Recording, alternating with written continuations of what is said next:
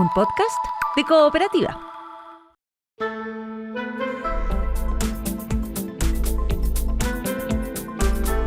Hola Santiago, hola Chile, hola al mundo que nos sigue a través de cooperativa.cl.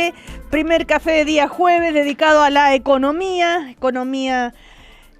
política también, con Rodrigo Wagner, académico de la Universidad Adolfo Ibáñez, con Claudio Agostini, también economista de la Universidad Adolfo Ibáñez, ahí académico, Luis Eduardo Escobar, director de la Fundación Chile 21, consultor independiente, y Gabriela Clivio, que es académica de la Universidad Católica. Con ella, entonces, compartimos el primer café de hoy. Estás escuchando el podcast de El Primer Café, una presentación de cooperativapodcast.cl. Hola, ¿cómo están? Muy buenos días. Hoy comienza el Mundial, ¿ah? Sí. Danza de millones, que tiene un componente económico también bien importante para el mundo de la publicidad, para el mundo en general, para los países organizadores, imagen, no sé, algún comentario al respecto, algo que les llame la atención desde el punto de vista de los montos, de lo que significa económicamente estos eventos, ¿no? Y el más que convoca tantos millones de personas que van a estar siguiéndolo. Gabriela, que tú te escucho muy entusiasmada con que comienza esto. Bueno, este mundial tiene la particularidad que hay una ronda más, porque son tantos los equipos que están participando que hay una ronda más. Normalmente uno tenía esta fase de grupo y después pasaba ya directamente a octavos, ahora hay otra fase más, sí. Pero capaz que a mí lo que me llama más la atención es este tema de que se desarrolla en diferentes países, porque hay algunos partidos que se juegan en México, otros se juegan en Estados Unidos, otros se juegan en Canadá, y que yo sepa es la primera vez que algunas ciudades rechazan ser sedes. Porque el caso concreto de Montreal no quiso ser sede del campeonato, no quiso ser sede del mundial porque sacó las cuentas y dijo, no, las exigencias de la FIFA son muchas, en realidad vamos a quedar endeudados como ciudad, no queremos pasarle este costo a la gente que termina pagando el costo de las inversiones, los estadios que hay que hacer, esto, lo otro. Nunca había escuchado que una ciudad dijera, no quiero, o sea, paso. Ya. Es que quizás las inversiones que requieren 100%, son 100%. Sí, ¿no? Y comentaron todas las exigencias que le ponían, todos los eventos que tenían que dejar de hacer. Entonces dijeron, no se puede. Pero, y a ver, Claudio Agostini, ¿cómo lo ves tú de la danza esta de millones que genera un evento como un acontecimiento mundial para los países, aunque sea para la imagen, ¿no? Puede servirles mucho. Sí. Es una buena pregunta. Mira, en lo personal, como no clasificó ni Italia ni Chile, tengo bajo interés en este mundial. Sí. Pero en la pregunta, ¿sabes qué? Es una pregunta que ha estado dando vuelta en economía hace rato y no tenemos mucha evidencia. Hay un paper que intentó hacer un cálculo para el Mundial de Sudáfrica y otro para el de Brasil. Y con esos números, con todos los peros que tienen, los supuestos, las estimaciones y todo, los dos muestran que no es rentable, que los países salen para atrás. Sí. Ajá. Los países. Entonces, sí, como país, todo lo que invierten en estadios, en infraestructura y todo, por el propio mundial, no es rentable económicamente. Es cierto que a eso hay todas estas dificultades que hay en las estimaciones de cuánto aumenta el turismo en el futuro.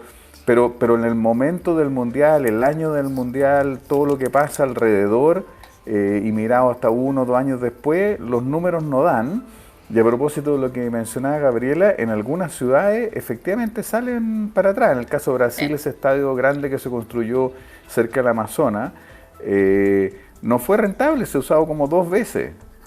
Se usó 2 veces en el mundial y después un par de veces más y nada más. O sea, un elefante blanco botado ahí, como inversión pública.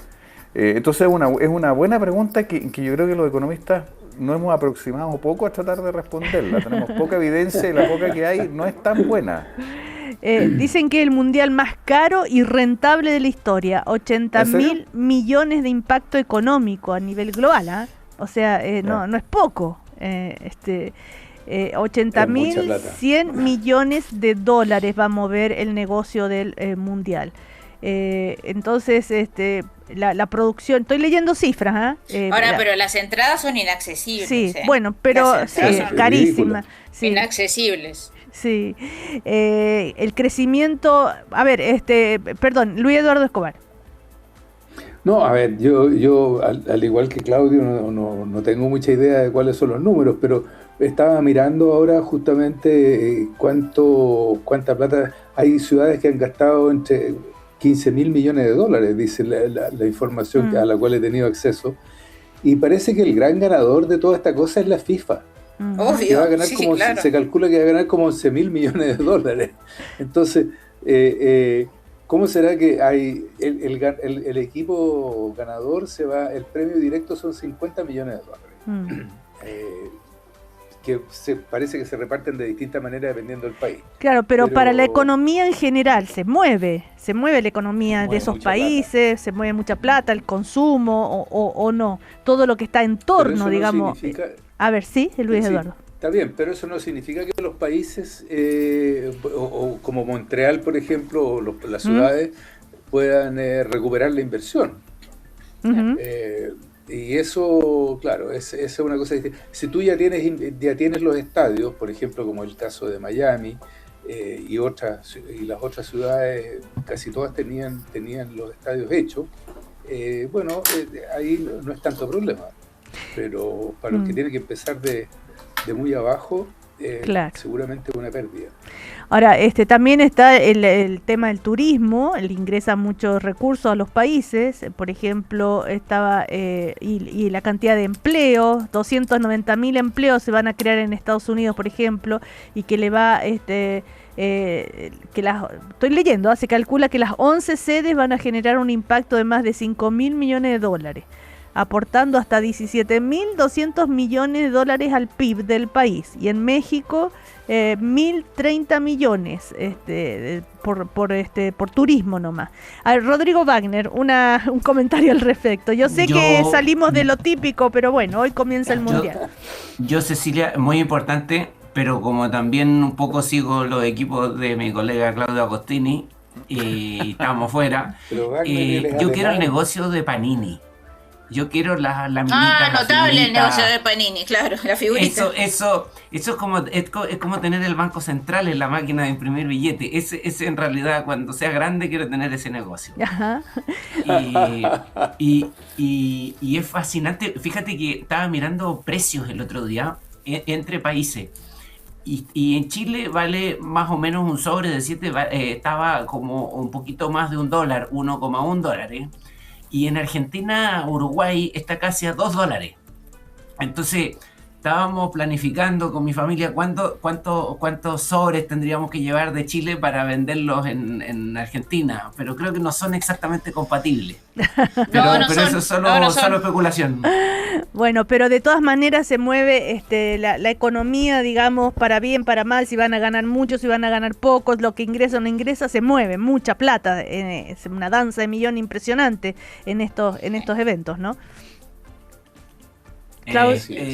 De todas maneras se mueve mucha plata, pero un punto que lo hizo Luis Eduardo Escobar, una cosa es que suba el PIB y otra de la ciudad, del lugar. Yo creo que va a ser menos porque Estados Unidos está menos amigable al turismo. Cuando se diseña el Mundial en Estados Unidos se pensaba en un Estados Unidos un poquito más amigable al turismo de lo que está ahora, que está deprimido en términos relativos. Pero lo otro es cuánto de esto se puede recuperar en las arcas fiscales, que es más o menos una proporción de 1:5. O sea, tiene que crecer el PIB 5 veces. En Chile tú haces 4 veces, el PIB tiene que crecer como 4 veces, 5 veces para que tú puedas recuperar esto. Entonces la situación es compleja. Parte de los cálculos de las reducciones de impuestos corporativos, cosas así, tienen esa misma matemática. Puede que se genere algo más de PIB, Claudio sabe mucho de eso, pero de ahí a que se recupere la recaudación es básicamente imposible, porque tiene que hacer estas 5 veces. Claro, ¿Claudio Agostini? Sí, no, pero es correcto lo que dice Rodrigo, y por eso que lo que estábamos hablando al principio, es cierto que un mundial mueve mucha plata, sin duda, pero mueve la plata también para los sobres, las láminas que está mencionando Rodrigo, para la FIFA que gana plata, para algunos canales de televisión que transmiten en Chile y en todos los otros países, pero la pregunta es si toda la inversión que se hizo en el país sede la recupera ese país, y en general la poquita evidencia que tenemos es que no. Bueno, pero por algo lo harán, no debe ser porque son buenas personas, algo ganarán los países aceptando ser sede. Bueno, porque también hay que mirar los países, ¿no? Por ejemplo, en el caso de Qatar, había todo un tema como de lavado de imagen de Qatar, había un tema como de posicionamiento a nivel internacional, depende de los países, digamos, hay países que, como estábamos conversando recién, ya tienen la infraestructura armada, como era el caso de, no sé, el Reino Unido tenía toda la infraestructura por los Juegos Olímpicos. Entonces ellos, teniendo todos los estadios, toda la infraestructura, bueno, listo, ya tengo todo, ahora me quiero postular al Mundial porque construí todo recién para los Juegos Olímpicos. Entonces le saco la misma rentabilidad a la infraestructura que ya construí. Pero la FIFA te lleva el negocio a tu casa, por decirlo de alguna forma, pero te deja, digamos, mostrar tu país al resto del mundo. Pero hoy Estados Unidos, por ejemplo, para mucha gente es muy complicado entrar por el tema de las visas. Sí. Para muchos deportistas está siendo complicado porque Estados Unidos los hace entrar justo, no los deja entrar hasta el día antes del partido, entonces tienen que concentrar en otro país y volar el día antes del partido para poder jugar ahí. Entonces es como que... Sí. No sé. Bueno, en todo caso también se ha usado muchas veces para la imagen misma del país. 100%. Tal vez Trump puede aprovechar la oportunidad para mostrarse un país más amigable, aunque es con esto de las visas no sé si lo va a lograr. Y México tiene un gran desafío también con el tema de la seguridad y todo aquello, ¿no? Claro. Pero bueno, volvamos a nuestro país y a los temas económicos que cercanos, ¿no es cierto? Lo digamos novedoso son los sinceramientos del ministro de Hacienda, donde reconoce que no se va a alcanzar el equilibrio presupuestario al término del mandato, como lo había dicho, ¿no es cierto?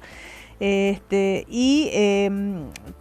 dice que esto de cumplir la meta fiscal no va a ser lo que pensaban, pero así todo, la meta fiscal de 1,5% en el 2030 es lograble, dijo, recuperando el crecimiento económico. Y bueno, también está el Consejo Fiscal Autónomo, que cuestionó esto de aumentar el endeudamiento, porque el nivel de deuda llegaría al 43,6% del PIB, que ojo, diciendo esto no es chiste. Y en fin, lo interesante es cuando el ministro Quiroz ayer en una entrevista dice que la mega reforma también es una batalla cultural. Es parte de una serie de iniciativas de cambio. Dijo, esto no es eliminar ni el rol social del Estado, no es volver a un paraíso libertario, porque por lo demás nunca lo hubo. ¿Qué dicen? ¿Qué les parecen esas palabras de Quiroz, Luis Eduardo Escobar? Gracias, Cecilia. Oye, a ver, yo creo que eso refleja lo que son la intención de este gobierno, o sea, que quieren introducir un cambio cultural respecto de cómo ha funcionado el país en los últimos, 30 años. Y retomar algunas de las ideas centrales de algunos de los ideólogos del gobierno militar, en el sentido de privilegiar el individualismo, de quitarle espacio a la acción del Estado, y insistir mucho en esto del orden, y que se ha visto reflejado, por ejemplo, en lo que están haciendo con el cobro de los deudores del CAE. Entonces, yo creo que efectivamente la intención del gobierno y de Quiroz en particular, y yo creo que él ha sido el que ha sido más directo al respecto, es introducir un cambio cultural en la forma en que Chile ha operado tradicionalmente, diría yo, porque Chile ha sido un país que ha sido bastante social, digamos, desde por lo menos la década del 25 en adelante, del año 1925 en adelante. ¿Qué dice Quiroz? Que los cambios que se hicieron en el pasado tenían elementos culturales, estamos tratando de cambiarla porque esa cultura no es funcional al desarrollo económico, a la prosperidad de las personas y a la generación de empleo. ¿Cómo lo ves tú, Gabriela? A ver, yo sí creo que hay un tema de una especie de como de batalla cultural, ideológica que se está peleando, ¿no? O sea, primero que sí también estoy en la misma línea, digamos, que me parece bien que se haya sincerado que no se va a alcanzar el tema del equilibrio fiscal hacia el final del mandato. Eso lo tengo claro. Pero sí creo que en realidad hay una batalla cultural, porque en el fondo nosotros llevamos muchos años en este relato, concretamente estamos como desde el 2014, en este relato de que hay que redistribuir. Y tal es así que el crecimiento como objetivo en materia económica no estaba presente en la agenda económica original del presidente Boric, ¿no es verdad? Lo que pasa es que, claro, después con el resultado del referéndum, con la votación del 62%, se nombraba el crecimiento de vez en cuando, pero ahora el crecimiento pasa a ser una pieza fundamental. Entonces pasa a ser como que es un cambio de conciencia, es un cambio cultural. O sea, otra vez queremos poner, al crecimiento en el centro de lo que tenemos que hacer. Es a partir del crecimiento que vamos a poder recaudar más. Es a partir del crecimiento que vamos a mejorar la calidad de vida de la gente. Yo sí creo que es un cambio cultural y sí creo que son batallas culturales. Claro, dijo, llevamos muchos años con un relato distinto, que dijo Quiroz que tenemos un relato donde tenemos que tener más regulaciones, contrario a la libertad de permisos, un relato que dice tener menos retorno, con más impuestos, un relato cultural de los ricos y los pobres. Sí, ¿quién está pidiendo la palabra? Aquí todo en la misma línea, Rodrigo ¿no? Wagner. Rodrigo Wagner. Perdón. Sí, mira, primero yo creo que hay un ítem de esto de batalla cultural y demás y que está un poquito offside, que está como un poquito como si estuviéramos en el 2019. Yo vengo por lo menos varios años siguiendo un indicador de la encuesta CEP, es la confianza de los chilenos en la empresa privada. Yo hago clase en una escuela de negocio y la confianza, es difícil hacer un gráfico por la radio, pero la confianza en las empresas, en la encuesta CEP, ayer retornó al nivel que teníamos en 2010. Toda la década pasada, 2010-2019, hay un deterioro importante de la reputación medida de esta manera de la empresa privada. Creo que algunas cosas habrán sido discursos, cosas de redistribución, y otro es que cuando levantamos la alfombra vimos todos estos casos de colusiones, ¿cierto? Todos esos problemas que se empezaron a ver, que antes no se veían, ¿sí? Y eso redujo y perjudicó la reputación del sector privado. Desde más o menos 2021 se ve como esto se está recuperando de manera sistemática y continua. No es que haya habido un salto en la última encuesta, se ve una recuperación.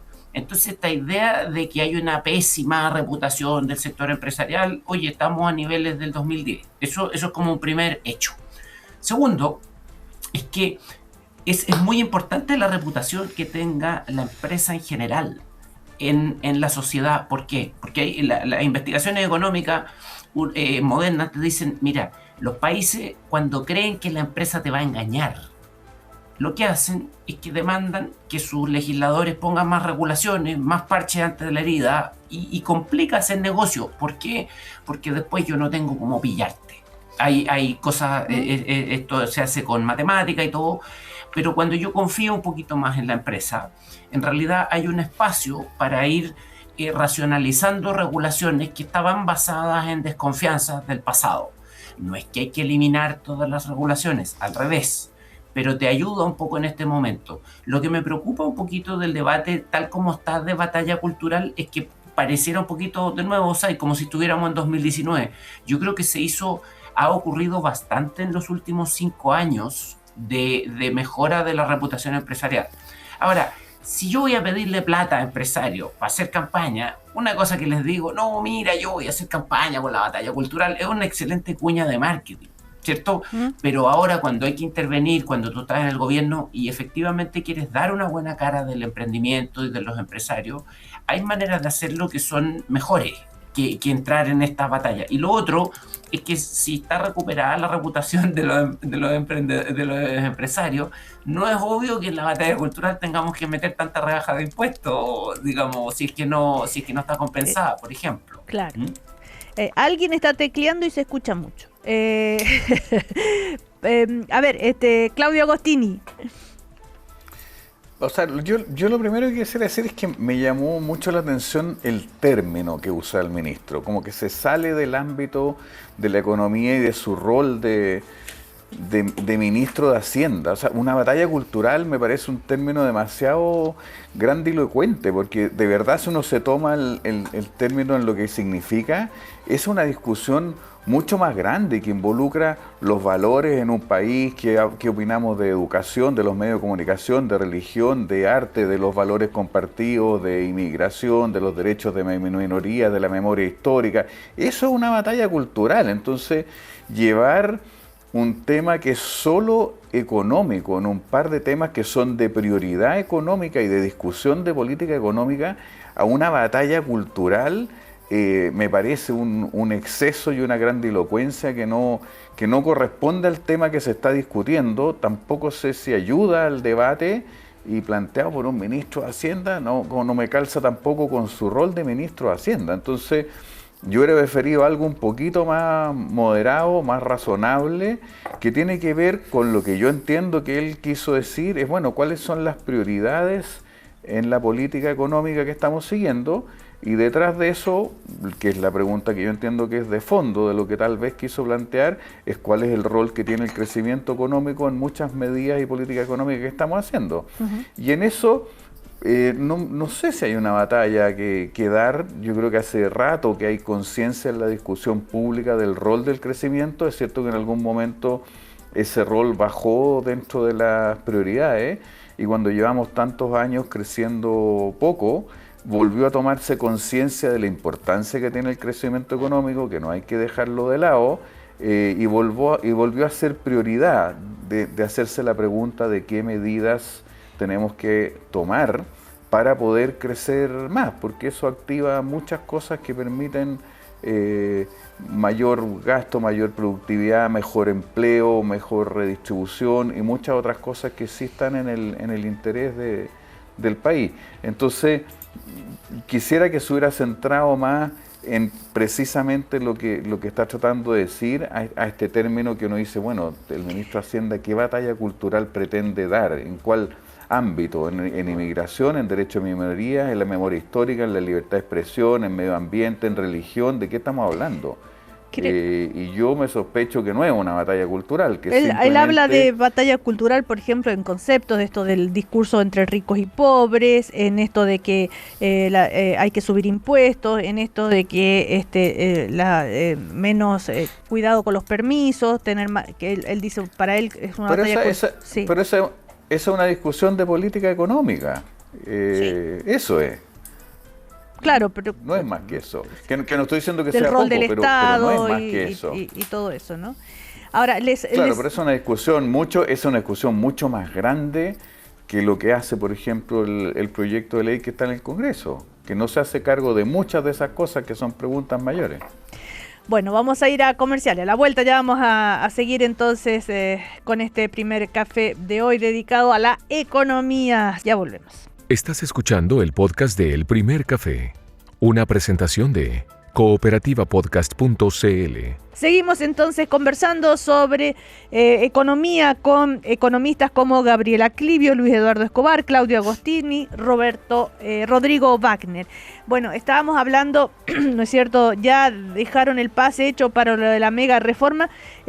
Quería solamente a propósito de un intercambio que hubo entre el ministro y una senadora. El ministro descartó que el proyecto se trate de una reforma tributaria. Dijo, es un cambio paramétrico, al señalar que solo se trata de bajar la tasa de impuesto a las empresas de 27 a 23%. Y ahí le respondió la senadora Chiccardini y le dice, esto no es un cambio paramétrico, es una mega reforma. Mire el mamotreto de páginas que tiene y solo tiene 2 artículos de reconstrucción. A ver, quería preguntarles, ¿es o no es una reforma tributaria este megaproyecto? A ver, Claudio. O sea, a ver, tiene cambios tributarios importantes. Yo no sé si hay una definición de cuántos artículos tienen que haber para que sea reforma tributaria y cuántos no, pero evidentemente que es una reforma tributaria en el sentido que tiene un cambio en la tasa de impuesto corporativo, vuelve a la integración tributaria completa y modifica la estructura de las tasas, la práctica es tasa sí, porque es poner tasa cero en las contribuciones de bienes raíces, que también son un impuesto a la propiedad. Entonces tiene cambios tributarios importantes. Yo creo que eso es inobjetable. Ahora tiene otro montón de cosas más que no son tributarias también, por supuesto. ¿Y qué quiso decir cuando es un cambio paramétrico? Es como decir, ¿sabes qué? El número, el parámetro, que hoy día es 27% en la tasa de impuesto corporativo, en el semi-integrado y 25%, ese parámetro lo vamos a cambiar a 23%. Eso es lo que quiso decir. Eso es todo. A eso se refería, claro. Ahora, y otra cosa que les quería preguntar, si les sorprendió el sinceramiento del ministro, cuando para cumplir la meta fiscal dice, ¿no es cierto?, el PIB debe crecer sobre 3% en el 27-29, ya no habla del 4% al final del gobierno, o sea, se aleja de la promesa de crecer al 4% en el 2030. Y los otros sinceramientos que hubo, ¿les sorprendió o no? Gabriela, tú dices, me parece bien que se haya sincerado, pero hasta antes de que se sincerara esto, el ministro, ¿tú creías en lo que decía antes? O sea, yo creo sinceramente que la mejor forma de recaudar, creo que la mayor parte de la recaudación proviene de un mayor crecimiento, y creo que en el fondo el bajar la tasa de impuesto corporativa se va a poder compensar con una mayor base imponible, que es lo que va a suceder una vez que despegue el crecimiento. Pero por más que yo baje la regulación, digo, hay temas que no son tan fáciles de resolver, ¿no? ¿Verdad? No es inmediato. O sea, la realidad es que ya estamos en el mes de junio del 2026 y llevamos 4 IMASEC muy malos para la economía. Ahora se está hablando, de que el año 2026 va a crecer apenas un 1,6 y se proyectaba que iba a crecer un 2,5. Entonces, si no logramos crecer por sobre el 4%, no puedo recaudar, no puedo compensar. Si te sorprendió el sinceramiento, si antes de que se sincerara el ministro tú creías en las otras cifras. No, o sea, sí, yo lo que creo es que en el fondo no es que antes no estaba convencido de lo que decía. Yo creo que en el fondo ajustó sus proyecciones y ajustó no su discurso, digamos, tuvo que ajustar lo que iba a pasar. Ahora tiene otra proyección, dadas las cifras macro que se han ido conociendo en el primer semestre del año, en realidad. Ya. Eso es lo que yo pienso. Luis Eduardo. Dale. Mira, yo creo que finalmente la realidad se impone por su propio peso. Y el ministro habría cometido un grave error si acaso hubiera insistido en sus proyecciones. como dice Gabriela, se proyecta hoy día que la economía que iba a crecer al 2,5 va a crecer con suerte al 1,6, Ujú. 1,5. En el mediano plazo tampoco las fuentes de crecimiento son demasiado evidentes, sobre todo porque hay gran incertidumbre que el propio gobierno ha generado. O sea, hoy día uno dice, bueno, la gente, ¿por qué la economía no crece? Por las mismas razones de siempre, porque no aumenta la inversión y las exportaciones están estancadas. Y eso es el caso desde hace una década por lo menos, ¿no? Ujú. Entonces,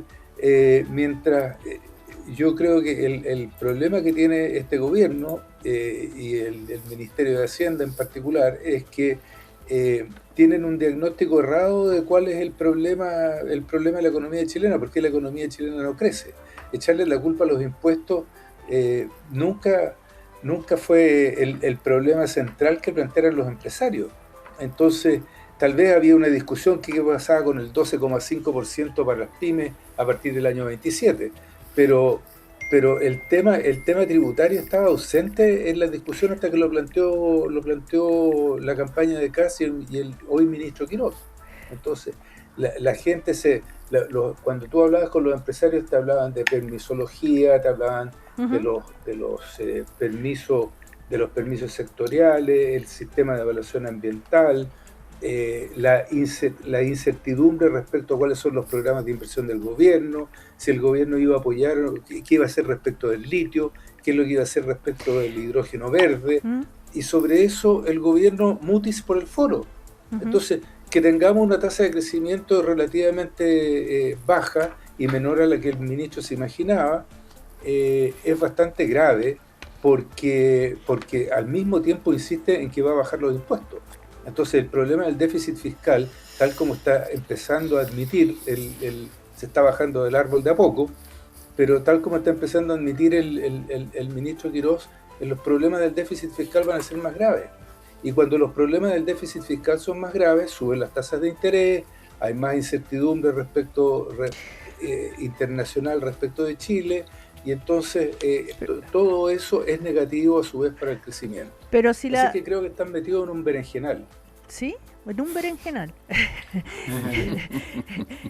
¿Coincides tú, Rodrigo Wagner, con ese concepto de Luis Eduardo? Sí, es que una vez me tocó estar en un berenjenal, entonces me tocó profundo la frase de Luis Eduardo. ¿En cuál berenjenal te tocó estar? No, en una chacra que había berenjena y claro, te puedes pinchar con muchas cosas. Digamos, me lo estás diciendo así, literalmente. En términos literales, absolutos, okay. digámoslo. Ya. Entonces, no había escuchado la expresión, pero cuando... bien.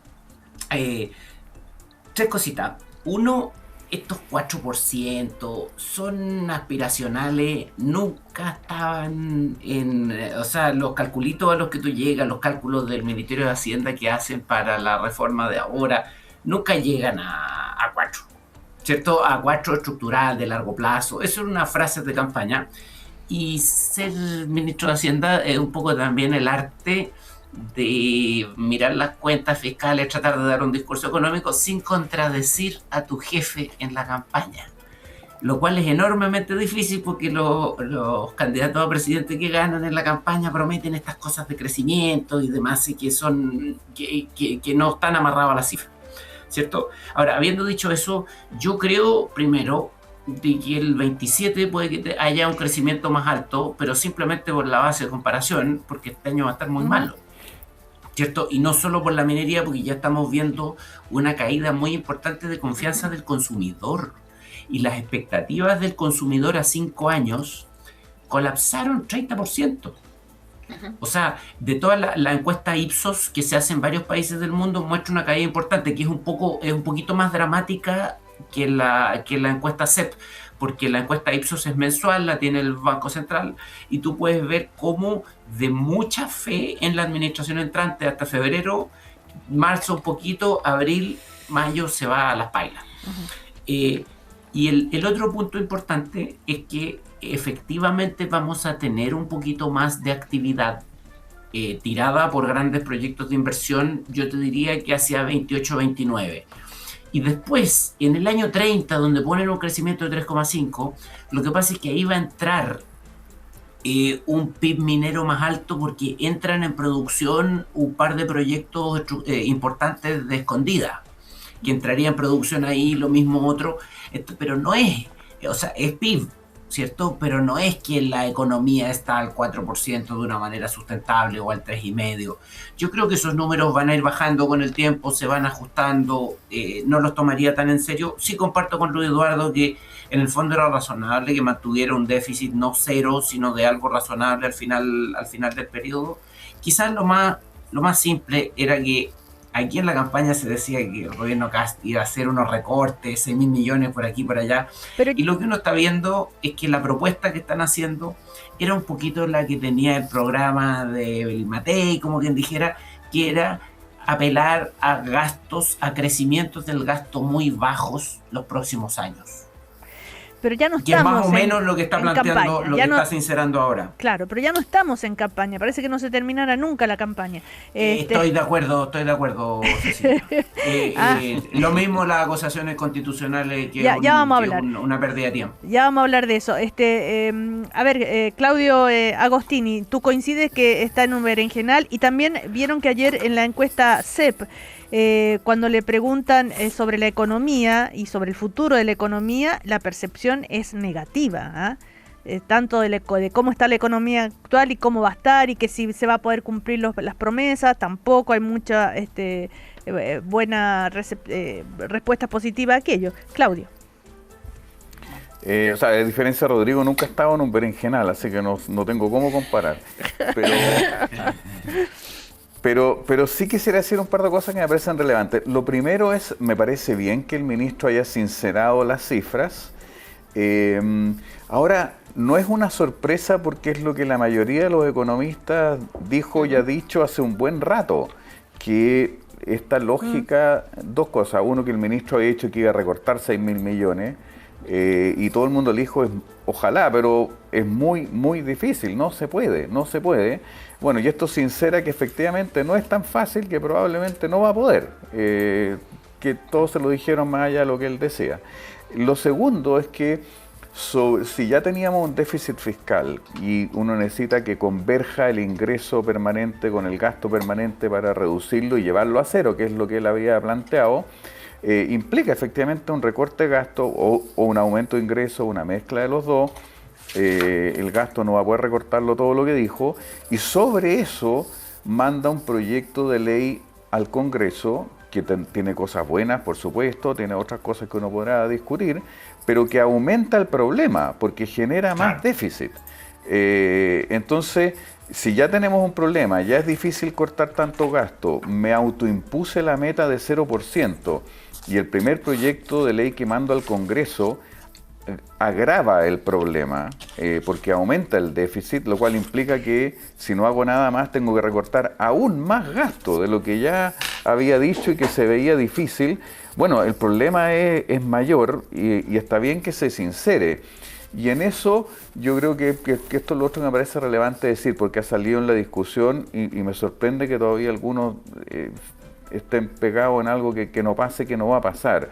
Y que el discurso inicial del ministro implícitamente también era, bueno, en realidad este proyecto no genera déficit, cuando recién lo anunció, porque la tasa de impuestos la bajo, sube la inversión, con la inversión sube el crecimiento, el mayor crecimiento genera mayor recaudación, y con eso recuperamos la recaudación y no hay déficit. Y eso no es cierto. Y el mismo informe económico de la ley muestra que no, el Consejo Fiscal muestra que no, y es la mejor evidencia que tenemos. Hay un montón de cosas en economía que tienen evidencia mezclada, mayor, menor, pero acá la evidencia económica sistemática, hay mucha literatura académica de esto, mucho estudio, mucho dato, es que uno baja la tasa de impuesto corporativo, eso tiene un efecto positivo en la inversión, sin duda, no es la magnitud enorme, pero sí lo tiene.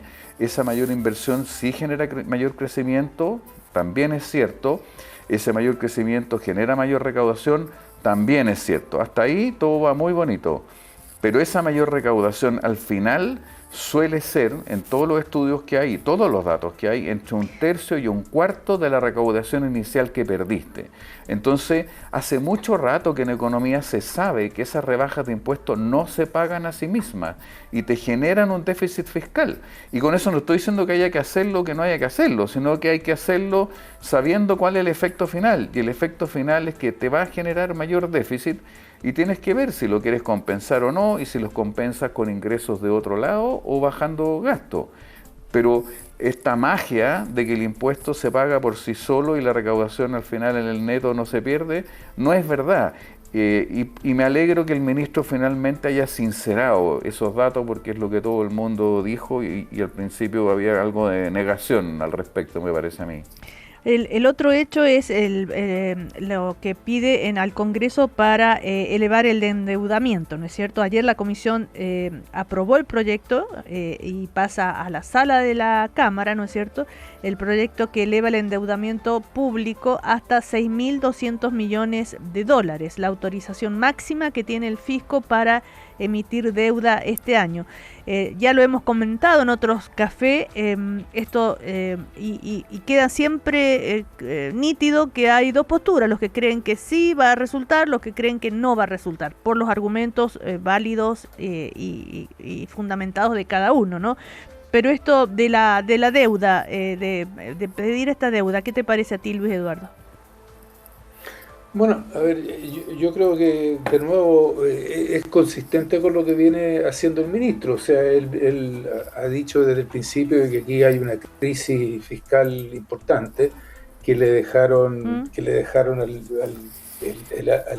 el gobierno anterior, dejó al Estado sin caja, y que no tiene cómo pagar los gastos que están comprometidos, y en consecuencia necesita 6.200 millones de dólares adicionales de deuda.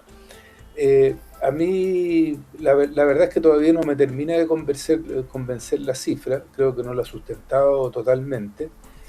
No está claro exactamente cuáles son los gastos que no podría financiar, habla de cifras que son más bien globales. Y yo creo que en realidad, más allá de si acaso son 6.200 o es otra la cifra, y si acaso es estrictamente necesario hacerlo o no, creo que estamos aceptando una práctica de falta de transparencia que a mí me empieza a preocupar. Yo he sido crítico de nuestro Ministerio de Hacienda y de la DIPRES respecto de la información que publican. Creo que la información que publican en Chile es mucho mejor que la de si no todo, la enorme mayoría de los países latinoamericanos y los países y de las economías emergentes. Pero creo que todavía nos falta transparentar algunas cosas. Por ejemplo, toda la discusión esta, y perdonen el tecnicismo, pero toda esta discusión de qué es lo que pasa debajo de la línea es bastante opaca. Y tiene harto que ver con cómo se administra la deuda, cuáles son y cuáles van a ser las necesidades de endeudamiento futuro.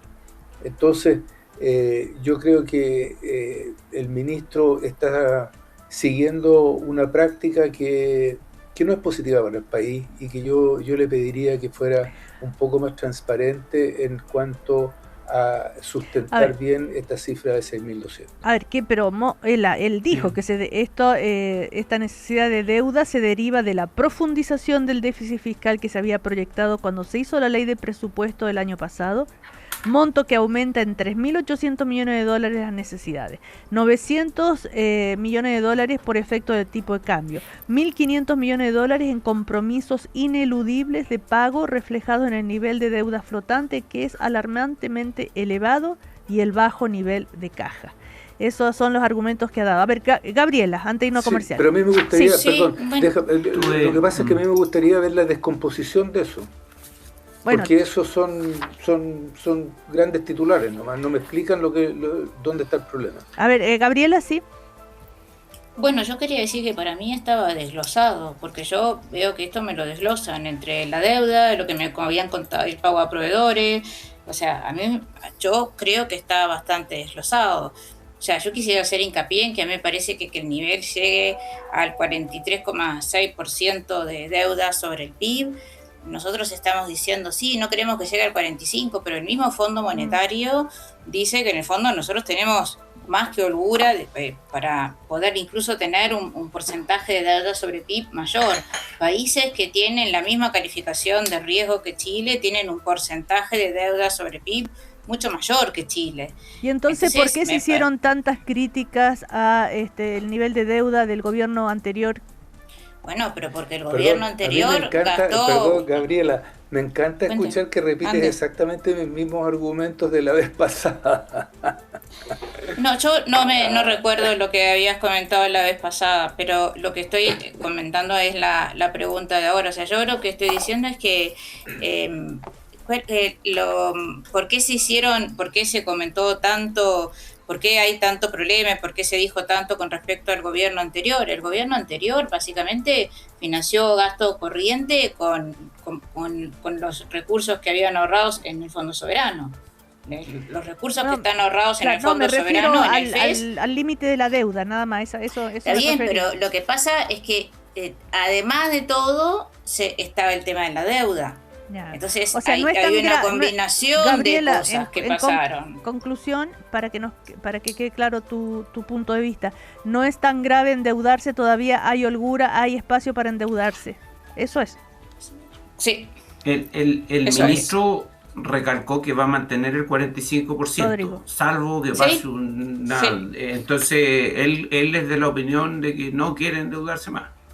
Ya, sí. Yo ayer estuve en la comisión, en la Cámara de Diputados, conversando esto, y una de las recomendaciones es que como vamos a estar tan cerquita al borde de la cornisa, casi a punto de caer, digamos, con el 45% hay que explicarle a los mercados un poquito lo que decía Luis Eduardo, tratar de explicarle a los mercados lo más claramente posible de dónde viene. Él efectivamente tiene un desglose. Creo que el gasto incluye demasiados gastos que no necesariamente estaban ahí en la ley de presupuesto. Ya. Pero hay que tener cuidado cuando uno está al borde porque te cruza y después tienes que darle explicaciones a los mercados. Mejor explicarles antes qué cosas nos pueden hacer cruzar el 45 que no sean por nosotros, tipos de depreciaciones, cosas así. Y tú que estuviste ahí en la comisión, ¿no dio esos detalles? No, o sea, lo que pasa es que en la Comisión de Hacienda uno entiende la matemática de la democracia en las comisiones, era bastante adversa, entonces uno va a dar argumentos entendiendo de que esto se va a aprobar igual, ¿cierto? Pero dado que se va a aprobar igual, a mí me parece muy importante que el mercado esté mejor informado, no solo el mundo político, sino que también los mercados. Si un día algunos diarios decían que hasta saltaron los bonos un día porque no entendían, eso lo tenemos que evitar. Yo creo que es manejable. Yo creo que entendieron un poquito el mensaje de que tenemos que ser más cuidadosos en la comunicación de estos detalles por los temas de emisión que decía Luis Eduardo. Bueno, nos vamos a comerciales. A la vuelta ya hablamos de la acusación constitucional contra el exministro Grau. ¿Ya? Estás escuchando el podcast de El Primer Café, una presentación de cooperativapodcast.cl. Seguimos en este primer café. Me distraje mirando lo que publicó en Instagram el expresidente Boric. Estamos con los economistas Rodrigo Wagner, Claudio Agostini, Luis Eduardo Escobar, Gabriela Clivio. Todo se puede conectar, ¿no? Entre el presidente, el expresidente que entra al debate por razón económica, la acusación constitucional contra el exministro de Hacienda Nicolás Grau por los supuestos malos manejos, por haber escondido cifras, por haber maquillado cifras. Bueno, son algunos de los argumentos. Los economistas en general dicen que no es razón para una acusación constitucional. Algunos dicen que sí. A ver, primero, cortito, la acusación constitucional. ¿Qué opina Gabriela Clivio?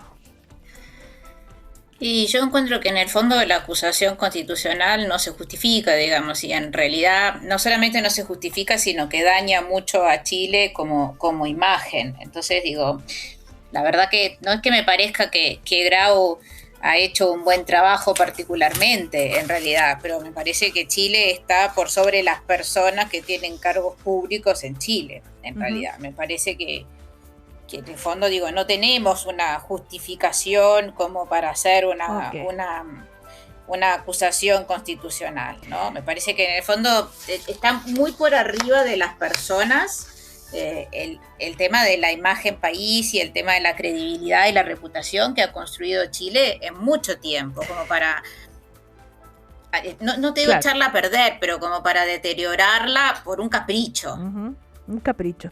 A ver, Evelyn Matei, por ejemplo, cuando dice una cosa es calcular mal, otra cosa es dolo. Que los diputados que impulsan el libelo se saltaron varios pueblos. Bueno, en fin, a ver, Claudio Agostini, cortito, ¿qué opina? No, a mí me superan estos temas, porque me parece que es un tema mucho más político que económico, y más allá de lo político, creo que nos ayuda en general estar disparando acusaciones constitucionales para todos lados, todos los gobiernos, porque sí, no, pero si uno va como al principio de esto, cortito, cuando algún ministro viola la Constitución, es razonable que haya acusación constitucional. Ahora, ese es un tema legal que hay que probarlo, que me supera a mí. Entonces yo quisiera como volver al principio de estas cosas. Si un ministro viola la Constitución, sí debería ser acusado constitucionalmente. Y si no, no. Uno quisiera que se respetara eso. Si eso ocurrió en este caso o no, no tengo idea, ¿no? Creo que tiene un ámbito político y jurídico que a mí me pasa por arriba, por lejos. Ok, y Luis Eduardo Escobar. Claudio es mucho más cauto que yo, como se habrán dado cuenta los que nos escuchan. Efectivamente, yo creo que aquí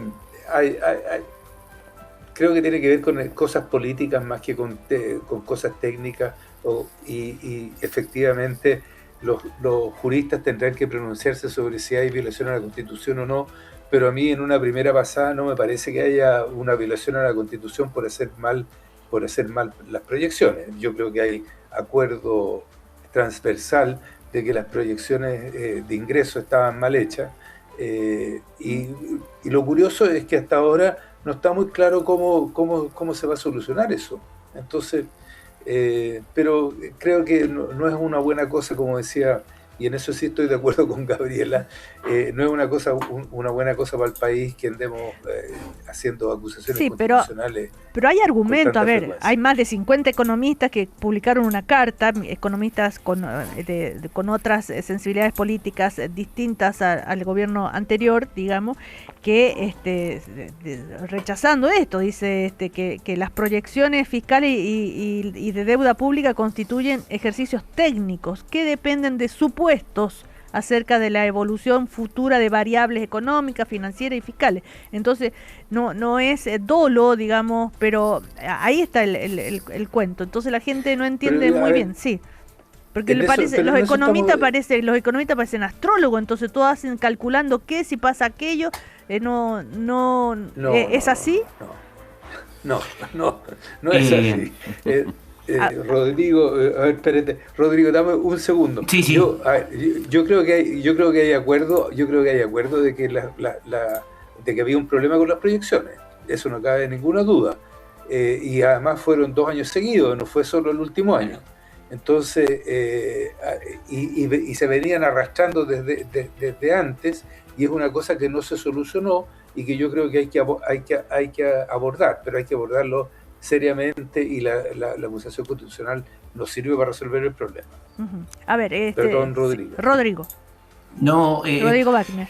A ver, hay un ítem me leí la acusación. El estándar de evidencia es bien particular, porque citan como cuñas de la radio, así como si citaran lo que estamos diciendo nosotros. Por ejemplo, a nuestro colega contertulio Matías Acevedo lo citan, como no es que él haya pedido la acusación, pero citan una frase de él para justificarla, no sé.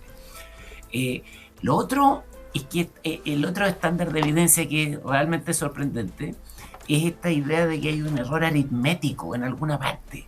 Y lo repiten, y para que la gente no entienda, un error aritmético es que tú pongas en una planilla Excel 2 más 2 igual a 5, o algo parecido, ¿cierto? Y eso en las planillas que han mostrado no está, y lo otro como que no lo han mostrado. Entonces es sorprendente lo lejos que ha llegado, cuántos pueblos se ha pasado esto, dada la cantidad de evidencia que no sé si hay o no hay evidencia, pero no está sobre la mesa. Eso es lo sorprendente. Son puras cuñas mucha cuña de radio, de cosas así. Bueno, ojalá que esto no siga mucho. Estuve leyendo las historias creo que le trataron de hacer una a Foxley, sí, pero la pararon a tiempo. Y estas cosas no hacen bien. Y aparte, ¿sabes lo otro? Es que genera un estándar para la autoridad entrante que es incumplible. O sea, ya las autoridades fiscales tienen un trabajo súper complicado. Y si esto sale, va a entrar, que le van a encontrar una coma al director de presupuesto en alguna esquina, lo van a empezar a joder. Genera un ambiente que es muy poco conducivo a solucionar los problemas fiscales de fondo. Sobre todo cuando se ocupa algo tan liviano. Y por otro lado, habiendo problemas tan concretos, si las expectativas de los consumidores colapsaron brutalmente en los últimos 2 meses. Hay que ver cómo se replantea esto, cómo los mensajes que está dando el gobierno pueden ayudar a no generar esas reacciones. Esos son problemas como concretos de corto plazo de los que nos tenemos que hacer cargo. Lo mismo en la agenda de permisos, donde hay acuerdos, ¿cierto? El costo lo que llamamos los economistas, el costo oportunidad de esto, te ocupa mucho ancho de banda que se podría ocupar para otras cosas en el Parlamento. Realmente una pérdida de tiempo. Ahora, le preguntaron al ministro Quirós justamente si esta acusación constitucional podría de alguna manera habilitar que en el futuro le hagan una a él si es que no se cumplen, ¿no es cierto?, las estimaciones que él está haciendo. Y él dice que no se va a meter en ese tema, por supuesto, que no opinó, claro, no corresponde y está muy bien así, ¿no es cierto? Pero dijo que tenemos la convicción de que en base a la regularidad histórica y de experiencia nos va a ir bien y vamos a salir adelante y vamos a cumplir, digamos, con lo que estamos calculando, digamos, estimando. Pero podría darse esa paradoja también, ¿no? Pero no, si aquí Rodrigo, lo que pasa no es... Sí. La vuelta, si nos metemos al barro, esto ya es por cualquier cosa, no sería que no le achunta, ¿me entiendes? No es ojo por ojo, es ojo por pata, o sea, empieza a fabricarse escándalo por cualquier cosa. Yo creo que tenemos que tener mucho cuidado. Hay que tener un estándar más alto para acusar a alguien. Sobre todo, imagínate cualquier ministro que esté saliendo se arriesga a que haya un cambio político en el Parlamento para hacer de vuelta.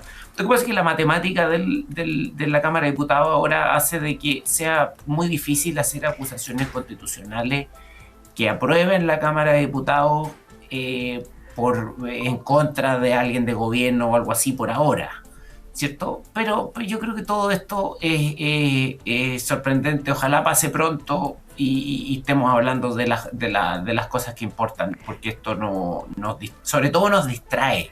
Bueno. La UEF ha subido casi, de aquí a fin de mes va a subir casi 1.000 pesos desde que empezó el gobierno, ¿cierto? Esos son problemas concretos, ¿sí?, para los ahorrantes, para la gente que está durante el año anterior casi no había subido, estaba muy acotada. Entonces yo creo que esto es un volador de luz, es un distractor, pero que tiene costos importantes para el país. Deberíamos evitarlo y deberíamos tratar de ir construyendo la patria entre todos, en vez de andar peleándoles. Claudio Agostini, respecto a lo que dice Rodrigo, y también agrego algo más, que es tema de muy ciudadano, que tiene que ver con esto de la deuda del CAE, que va subiendo la polémica, porque el presidente ayer se ingresa al debate, ¿no es cierto?, criticando estos embargos y todo lo demás, que son ilegales, dice la presidenta del Frente Amplio. Bueno, quiero saber, Claudio Agostini, ¿es legal o es ilegal que lo que está haciendo el gobierno, o sea, el Tesoro? O sea, no sé si es legal o ilegal, habría que preguntarle a un abogado. Sí sé que la tesorería puede cobrar impuestos adeudados. Eso sí sé, y para eso sí puede embargar cuentas corrientes y otros activos. Ahora esto no es deuda tributaria propiamente, entonces no sé dónde está el límite legal de eso, hay que preguntarle a un abogado. Ahora, sí me parece que más allá de la forma, es más que razonable que se pague. O sea, esta es plata que el Estado, con aval del Estado, se le prestó a personas para que pudieran estudiar, y ellos contrajeron un compromiso de devolverla. Y por supuesto, hay personas que pueden tener dificultades económicas que le hace difícil pagarla, y para eso existen convenios de pago, y la tesorería es bien generosa en plazos, tiempo y muchas cosas, se puede. Entonces lo razonable es cumplir los compromisos, pero sobre todo no solo por eso, sino porque uno quisiera que se pagara por justicia con los que sí pagaron. O sea, aquí hay mucha gente que también se endeudó, a algunos también les puede haber costado mucho pagar, e hicieron el esfuerzo de ahorrar más, de gastar menos, de, no sé, sacrificar vacaciones, no comprarse un auto, no sé, 1000 cosas, y pagaron. Entonces, es injusto que el resto no pague, y a mí me parece razonable que el Estado ejerza su derecho de que paguen quienes tienen deudas con el Estado en todo sentido, no solo el CAE, los que tienen deudas de contribuciones, los que tienen deudas tributarias. Yo creo que el Estado sí tiene que hacer el esfuerzo legítimo de que las personas paguen sus deudas con el Estado, paguen sus impuestos con el Estado. Eso me parece legítimo, y uno podrá ver la forma, sin duda. A ver, ¿qué opina Luis Eduardo? Yo estoy de acuerdo con Claudio. Yo creo que las deudas con el fisco es importante pagarlas. Y lo que dijo al final, yo creo que también es fundamental, que parece que hay un problema de formas. Al igual que Claudio, no me queda claro, digamos, cuáles fueron los procedimientos que se siguieron, si acaso a la gente se le informó oportunamente de que esto podía ocurrir, de que había un plazo fatal, digamos, dentro del cual la tesorería simplemente iba a debitar las cuentas corrientes, etcétera. Yo creo que el procedimiento también tiene que ser impecable, y tiene que tomar en cuenta de que no toda la gente dejó de pagar porque le dio la gana, sino que porque en muchos casos efectivamente estaban en dificultades y no lo podían. Ya.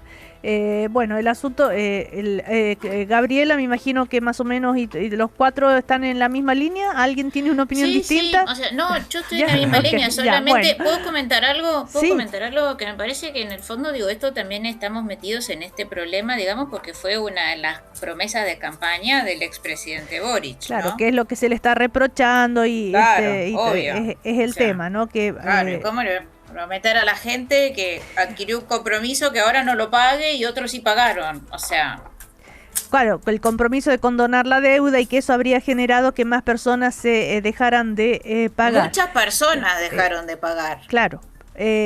Y bueno, y está el tema, el cuestionamiento al instrumento mismo, por la cantidad de intereses que cobran, por el nivel de la gente que no tiene trabajo y que no puede pagar, bueno, etcétera, etcétera, etcétera, ¿no? Ahora, el hecho de que el presidente ingrese al debate político e interno con esta última, mostrando este gráfico donde dice que la deuda pública al 2030 va a ser de 46,5%. Y que ellos en el gobierno de Boric se logró contener. Entonces siguen las peleas, quién lo hizo mejor. A ver, Rodrigo Wagner. El presidente debiera mantener silencio, mantenerse al margen, el expresidente. Y Rodrigo, para cerrar ya, ¿algo que decir sobre esto? No sé si la pelea por la deuda sea la más interesante desde el punto de vista político. Repito, yo creo que hay problemas más importantes: confianza del consumidor, la inflación que ha estado subiendo, ¿cierto? Que aparte son temas más simples de comunicar. Habiendo dicho eso, yo creo que vamos a tener desafíos con los temas de deuda si es que no se cumplen. Sobre todo, yo creo que lo que queda claro un poquito de todos estos cálculos fiscales es que la reforma tiene que tener algún tipo de compensación, porque si no los números, las deudas van a ser muy difíciles de cumplir, o las reducciones de gasto social van a ser muy, muy difíciles de tolerar por la población. Uh-huh. Entonces esa combinación no tenemos que explotarla mucho más. Se puede hacer un cierto ajuste del impuesto corporativo, pero con algún tipo de compensación razonable, un poquito de ajuste de gasto, menor crecimiento, y porque si no vamos a tener problemas. Esos son los temas que importan. La deuda al final es un objeto que le interesa más a las clasificadoras, a los mercados. Lo importante es que la deuda converja a un número razonable Con la reforma eso no se ve tan claro, que sea factible, tal como está. Yo creo que se le pueden hacer ciertos ajustes. La próxima semana entonces hablemos de esos problemas, la confianza del consumidor, la inflación, qué se hace con aquello, ¿no? Bueno, se nos terminó. Pero sí, Luis Eduardo, una frase, sí, claro. Antes de que nos eches a todos. Exactamente. A ver, aquí es que hay un problema que lo hemos discutido varias veces, lo hemos mencionado hace un poco al pasar. Es muy importante lo que piensan nuestros potenciales acreedores y la gente que nos evalúa internacionalmente. Entonces, el tema de decir, yo estoy de acuerdo en que el 45% no es una cifra, no está en los 10 mandamientos, ¿no? Es una cifra importante y que si uno la va a cambiar tiene que tener fundamentos. Pero más allá de los fundamentos que uno tenga, también hay que decir, como decía Rodrigo, cómo uno va a estabilizar la situación fiscal en el mediano plazo. Y lo que este gobierno está diciendo es que ellos no la van a estabilizar, que el problema va a ser del próximo gobierno, pero por mientras las tasas de interés van a seguir subiendo, y eso es un problema para el país. Y de eso se tiene que hacer cargo este gobierno. Bueno, Rodrigo Wagner, Claudio Agostini, Luis Eduardo Escobar, Gabriela Clivio, muchísimas gracias. Hasta la próxima. Que estén muy bien. Chao. Nos vemos en el Mundial. Eso, chao. Aquí termina el podcast de El Primer Café. Lo escuchas en vivo de lunes a viernes desde las 9 de la mañana y todos los días en cooperativapodcast.cl.